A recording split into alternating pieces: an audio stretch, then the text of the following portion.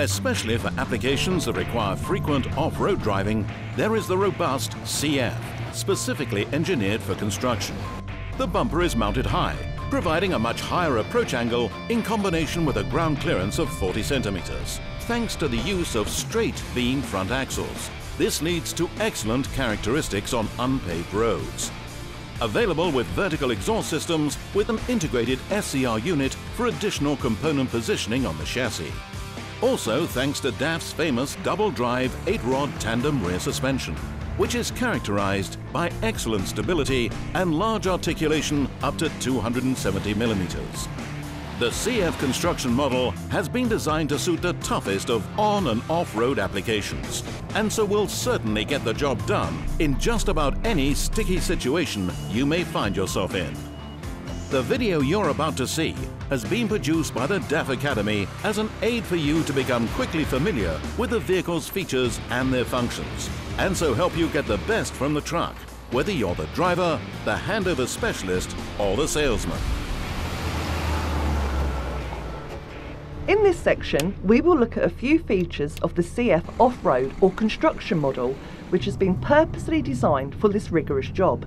Performance off-road is as important as on-road, and making sure you make the most of the off-road driving features is key to that performance. Remember, the off-road vehicle will also be driven harder and a little differently than when on-road. Starting with a few key external features, walking up to the vehicle, noting the increased ground clearance and raised bumper for a high approach angle.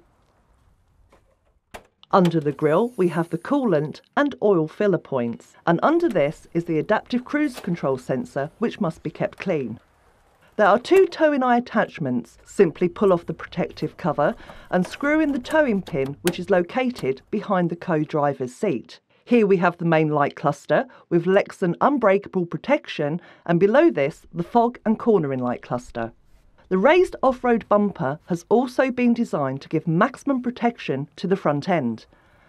The steel radiator protection plate also doubles up as the lower step to access the windscreen. Around to the co-driver's side, unlock the door by pressing once for the driver door and again for the co-driver door.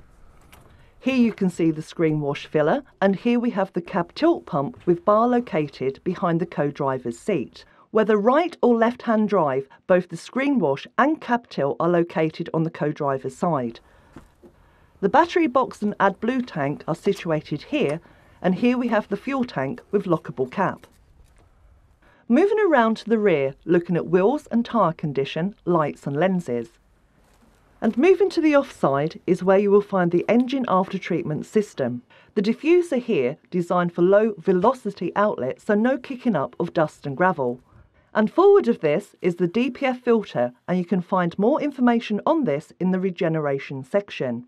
With off-road models, it is particularly good practice to keep an eye on the air filter indicator, as if it goes into the red, you may well encounter problems.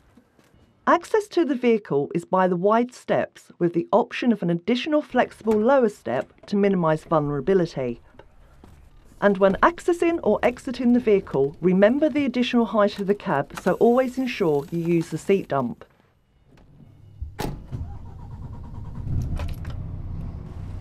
Okay, let's take the vehicle to an off-road site to demonstrate the main driving features. When off-road in the AS-tronic, the situation becomes a little different than when cruising on tarmac, so we need to let the truck know conditions have changed. Simply depress the off-road switch to engage a different set of engine and gear parameters. When selected, this will be indicated to you in the bottom of the rev counter. Traction control, or ASR, also automatically engages, allowing a little more wheel slip to obtain maximum traction. Engaging the hill start aid in off-road situations is also a very good idea. Depress the throttle fully and you will see the gears changing much swifter and singularly rather than block shifting, along with the reluctance to upshift too early, all giving a much smoother and more powerful ride, along with a great deal less stress on the drivetrain. Remember, the AS-tronic cannot see the road ahead, so you can change to manual operation simply by pressing the button on the end of the stalk. This will hold the gear if required. The AS-tronic with engine brake makes for great confidence off-road. On steep inclines, ensure you are in the correct gear before starting the descent. Downshift to get the revs above 1500 RPM prior to engaging the engine brake. This way you will get the full performance during the descent. And remember, stay in auto, because if you are in manual there is a very high risk of over-revving which could easily ruin your day. Stopping on an incline and with the hill start aid active, we have 2 seconds to get from the foot brake to the throttle with no rollback or roll forward.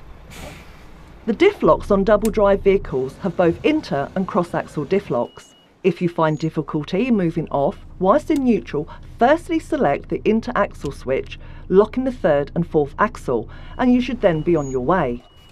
And if in the extreme situation that this doesn't do the job, select the cross axle lock, which will then give all 4 wheels the constant drive to get you out of almost any sticky situation and not to drive further in with the possibility of getting stuck. Pulling up to the tip, select neutral before engaging the PTO. By using the speed control, you can increase the engine RPM either in increments by using the cruise control or the presets by using the personal road speed limiter. Depending on the programming of the PTO, you can then move forward to complete the tip with the PTO still engaged. On completion, remember to turn off the PTO prior to pulling away.